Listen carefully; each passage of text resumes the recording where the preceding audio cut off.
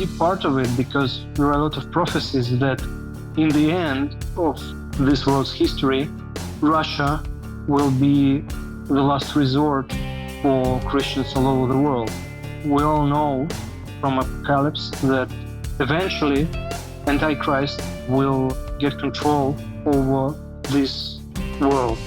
But some prophecies in Orthodox Church, in Russian Orthodox Church, say that if Russian Church are humble enough and we live according to the scripture, Russia will be saved by God and there will be no control over Russia till the very end of the days, until the second coming. And it will be the place where Christians still will be able to live according to the scripture, to the Bible, to the gospel. And Russia's mission is to get all the people on it as an ark of salvation, like Noah did in the Old Testament. So that's why Russia is so big. That's why Russia is so wealthy. That's why God gave us such a big land. Because in the end of the history, we're supposed to share with this land, with all the Christians, with all our brothers and sisters all over the world who do not want to bow to the Antichrist. That is probably coming, and well, actually he's always coming. We know this since the very first days of our church, that there are prophecies, and it is well said that we are living in the end of the days, the last days. So our day should be like the last one. So this is the main point. We, on the one hand, want to say our word in this today's world that is not perfect from the point of view of freedom of speech, of course, but we want to do this especially on independent and semi-independent platforms, so to say. And also we want to tell the people that we understand that the peoples of the West are not responsible for what's happening in Ukraine, what was happening in Russia in the 90s, and that we are really welcoming to all of the Christians that want to come and live here according to gospel. And you know that recently Vladimir Putin signed his decree, actually, that allows to get the first stage of residence permit for citizens from Western countries, Europe, United States, Australia, New Zealand, on the base of values. Actually, that's a revolution in our migration policy. It's something that we wouldn't expect from our post-Soviet government. And when it's happened, I was really shocked and surprised in a good way. When that first happened, a lot of people in our audience were immediately asking us about it. It was something that caught a lot of people's attention. And, I've been to Russia twice recently, and I know people there, Father Joseph Gleason, Tim Kirby, other people that have been involved in the, move to Russia movement, as it were, for Orthodox people, traditional Christians to relocate to, to the third Rome, to the vast land of Rus. And I think you're right, Andre.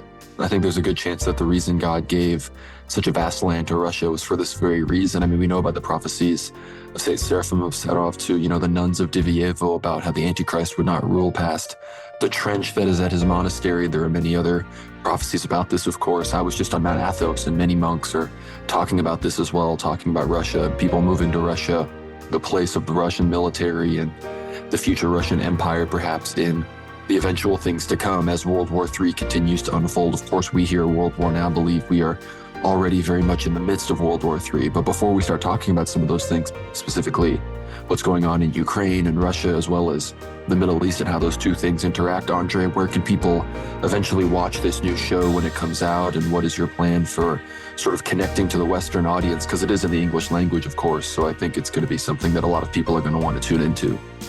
Well, we count a lot on independent bloggers in Western Hemisphere because we understand that our show is not something that will be welcomed on most platforms. But I see and I know, and you guys are one of the reasons why we are doing this, that there are people who would welcome us and who would be ready to share our content and would be ready to get involved in our projects and discussions in interviews. This is something that we really want. We will concentrate mainly on spiritual side, but in today's world, religion and spiritual side is pure politics. Yeah, absolutely. I think we've seen religion both exploited as well as attacked in Western countries over the last few decades. We've seen, for example, Protestant evangelicalism used to garner support for Israel, which is viewed today in American foreign policy as a major Well, I can tell you, and once again tell you, that this war is a religious war, and it is clearly seen by majority of our troops, of our guys fighting there in the SMO zone. It's something that I pay a lot of attention to as a journalist. And we know that we are living in the age of new martyrdom. And when we liberate the Malorussia, we will discover the new martyrs that are now being killed, as you said, executed and martyred in the territory controlled by Kiev. One important note, the priests of canonical Orthodox Church, the only one that can be in Ukraine, that is Ukrainian Orthodox Church of Moscow's Patriarchate, cannot be chaplains in a military, in Ukrainian military. To be a chaplain, one should join the schismatic PTSU, this Orthodox Church of Ukraine created by Bartholomew. And this is something that indicates a lot. It shows that on the official level of army, there is no place for the canonical priest. The army can be led only by those priests who are, so to say, loyal to the regime and who are loyal to the Western agenda. Unfortunately, a lot of representatives of Western Christian denomination, Greek Catholics, Protestants, played a huge role in Maidan in 2014 and are still playing this role in Ukrainian elites. And people who share traditional Orthodox values are being persecuted or at least marginalized in this society. And this society was authentically from the very beginning Orthodox. So what we see is a fight for whether these lands and these people will have the chance to stay Orthodox, to stay with God in Orthodox Church, or they will join the Western post-Christian civilization, so to say. You know that Ukraine was the first and probably the only post-Soviet country to legalize the Church of Satan as an official religious institution on its territory. It was in 2012 or 13, just before Maidan. And I think the situation in Ukraine has been something that in America we know. It was Father Seraphim, wasn't said by Father Seraphim, but Father Seraphim Rose translated the book. I believe it's Russia's Catacomb Saints.